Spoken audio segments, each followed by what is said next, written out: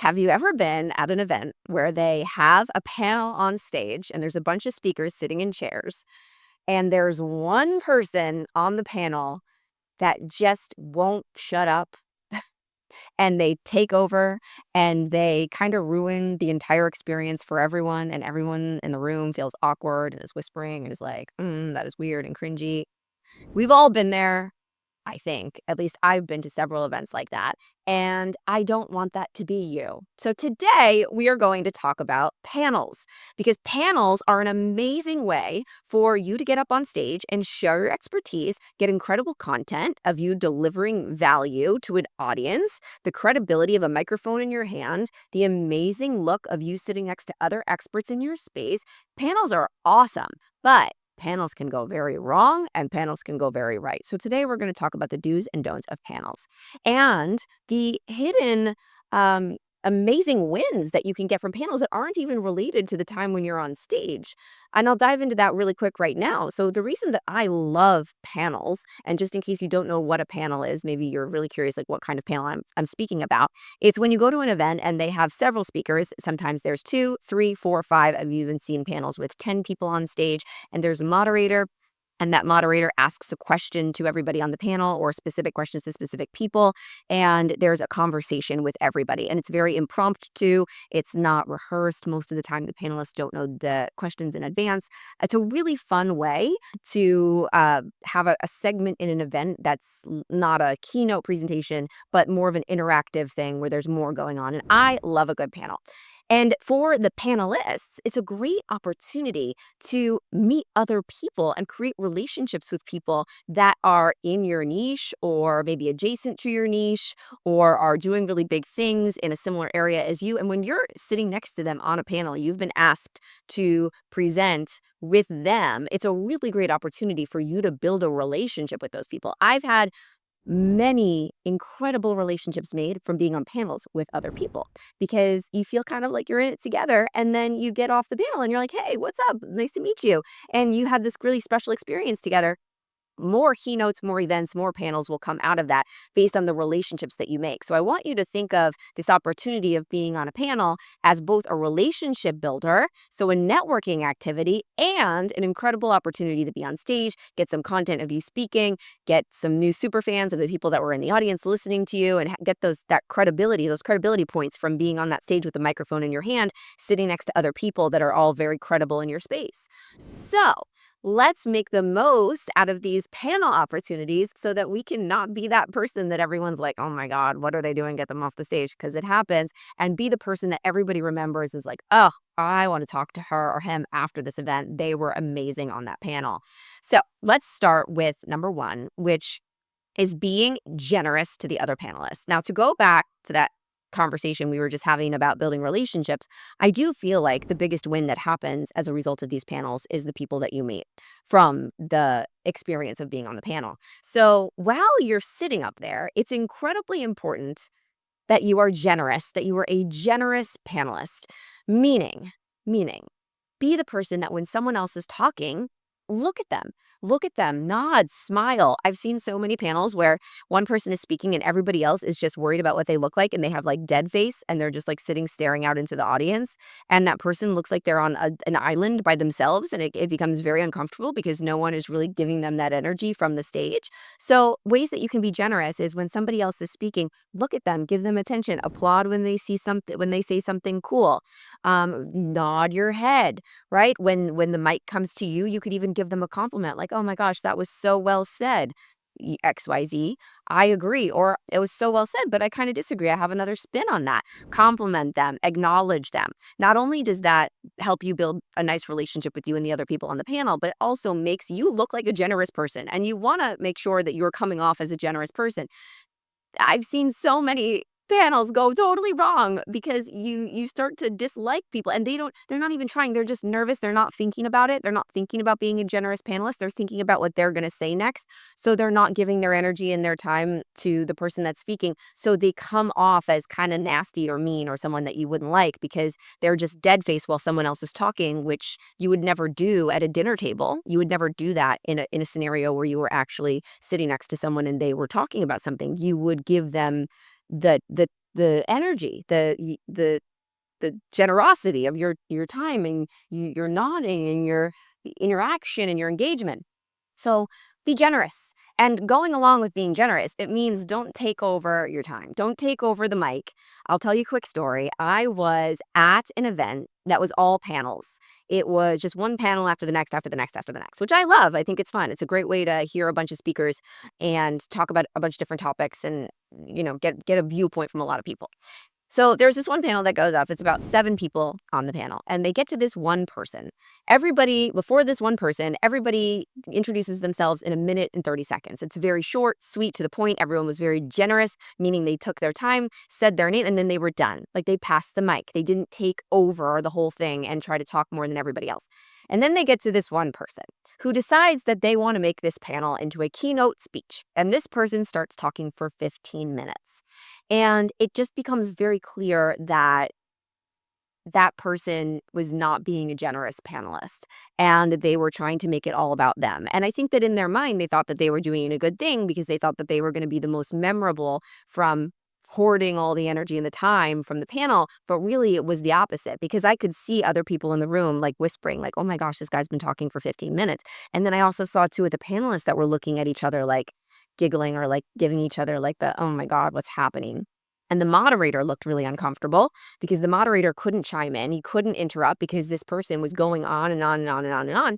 And what happened was it gave the entire panel way less time for everybody else to get words in. And it was just really like kind of a selfish take instead of a generous give. And when you're a panelist, it's a team effort. We want to be generous. So don't take up too much time because not only does it make you look bad, but it also ruins your chances at building relationships with other people on the panel because everyone's gonna be like, oh my God, you took over the whole thing. And, the whole point of speaking is giving to the audience. And in a panel situation, it's giving to the other panelists as well. It really is this beautiful synergy that happens when all of the panelists are being generous with each other and giving each other attention and giving each other engagement and like passing the mic, being a good team player and not taking over. Don't be that person that takes over. If you feel like you're talking too much just because you are nervous, which happens a lot, then all you have to do is stop talking. It's really funny because I have I have a program called Stage Leaders, which is actually launching very soon in August. If you want to get on the wait list to find out when we're launching and all of the announcements that happen leading up to it, you can go into the show notes or down below. It'll say stageleaders.com and you can sign up for the wait list. And there's an event at the end of the program. And at the event, we added in a segment where we do fake panels, practice panels. And I brought up 5 stage leader students at a time, and we would practice being on a panel. And what happened a lot was that people could not feel out when it was time to stop talking. Because when you get nervous, you just want to keep talking and say the thing that you're saying over and over again to make sure it sounds right or it comes out right. This happens a lot. It's very common. And so it was a common thread between all of my stage leaders where we're like, if you don't know when to stop, just stop. You said the same thing 4 times, you just stop. And if you just have this, I think just hearing me say this and having it in the back of your mind that it's okay to stop talking, you don't have to fully, completely have if you're doing a keynote and you really need to have a full circle moment at the end and you have to have a grand finale. On a panel, you can say your opinion and then stop talking. Somebody else will pick it up or the moderator will pick it up because hopefully that moderator is a great moderator. And when you stop talking, you can just make your statement and be done. You can either pass the mic or they'll pick it up and they'll say, thank you. Or one of the other panelists will be like, I agree. That's amazing. It will keep on going. But if you talk for too long and keep regurgitating the same thing over and over again because you're looking for the button to end the statement and you just can't find it, so you keep talking and talking and talking, you will look like you're the person that's trying to hoard the space. So when in doubt, just stop. It's okay to say your piece and be done. You're better off saying less and saying more impactful things on the panel than talking too much and talking yourself into a 15-minute speech that everyone's like, oh my God, they just took over the whole thing. So number 1, be generous.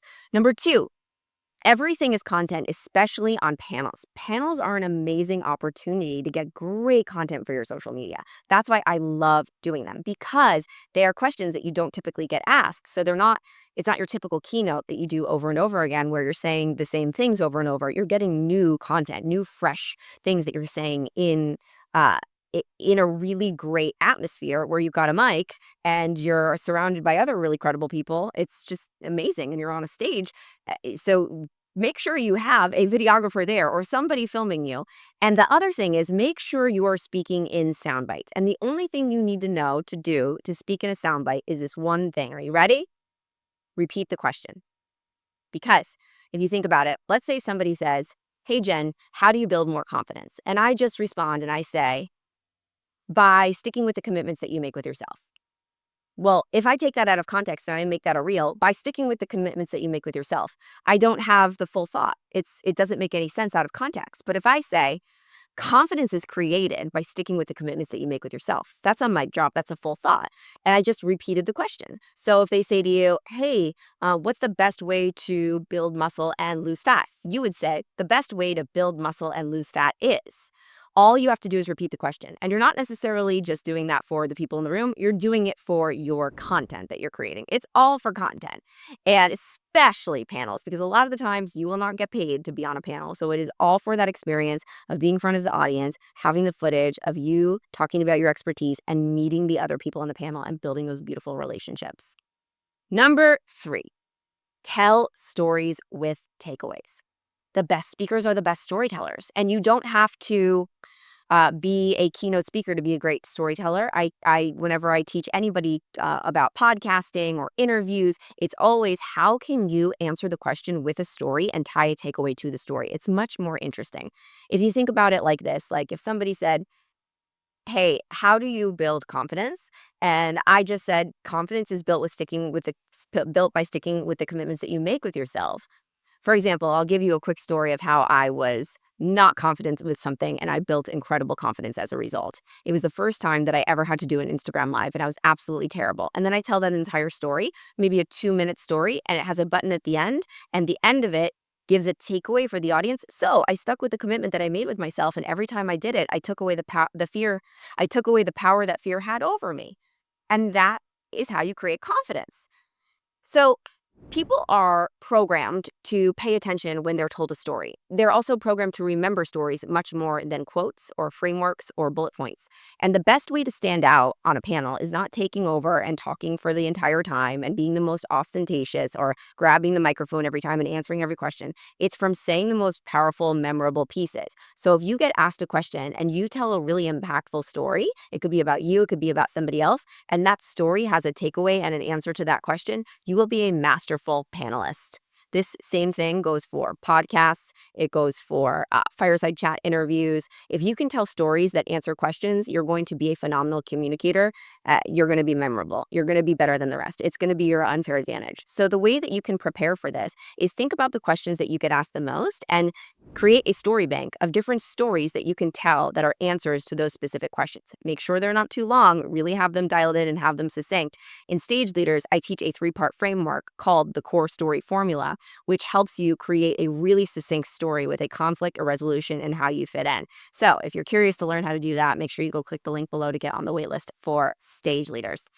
Now let's go on to number 4. Come to the event early, stay late. The relationships that you make are everything. Again, I will say it one more time. Opportunities come from people, and getting an opportunity to be on a panel is a great opportunity to meet some really cool people that are doing cool things. Because if they've been asked to be on the panel as well, they're probably doing something awesome. So I highly recommend that you spend more time at the event mingling and building relationships before and after. So I would go an hour early. I would even go as far as to, I've done this before, find out who's on the panel beforehand and set up a dinner for after the event. Ask all the panelists if they want to go to dinner with you and just make a moment of a networking situation with these people after the event. It really is about the content that you're going to get and the relationships that you're going to make, because panels, I mean, let's add one more thing. You can absolutely build audience, make sales, build your brand, gain credibility from being on that stage. And that is a win. But the real wins are in the relationships with panels. So I would, this is, if I give you any advice, it's like, take this one, find out who's on that panel and reach out to them and say, "Hey, I'm going to be on this panel with you at this event. I would love if we could go to dinner. I'm getting a reservation at this restaurant if you'd like to come after the panel. Me and the other panelists are going to be going." amazing chef's kiss. You will build a relationship with these other people, and there's a lot that will come of that. I know because I've experienced it many, many, many times. So let's give you a recap really quick of what we talked about, how to be a great panelist. Number one, be generous. Be generous with your energy, your engagement, and the time. Don't talk too much. Don't steal the microphone when somebody else is talking. Give them a little applause. Look at them. Acknowledge them. Don't be a taker, be a giver. And number two, everything is content. So when you're asked a question, restate the question so that when you create a reel of you answering that question, it is in context and people understand what you're talking about. Number three, tell stories that have takeaways. Someone asks you a question, answer with a short story of how you found the answer to that question, and people will remember it. You will be a more memorable panelist than the rest. And number four, come early, stay late, use the opportunity of being on a panel to build relationships because that has the potential to completely change your life. So I hope you loved this episode, whether you're watching on YouTube or listening on the podcast about panels. And if you want to learn more about how to speak, how to create a keynote speech, how to be a masterful panelist, and how to lead from stage, Stage Leaders, my live experience, it's an 8-week experience with an event at the end, an in-person event at the end, is happening in August. We're starting our 3rd cohort. I teach it completely live, so you got to get in on this round if you want to get in. There is a link for the waitlist here at the bottom in the show notes, or just listen to me, stageleaders.com. Super simple. Go there, get on the waitlist, and you will get emails to know about all of the activities leading up to Stage Leaders. We're going to be doing free events, so you want to be in the know of what's going on. And I'm super grateful for you. Thanks for hanging out with me, and I hope that you go out and do a million panels, a million of them. No, I'm kidding. Go do panels and crush it, rock it out, and tag me when you do, because I'd love to see you win it. Thanks for watching.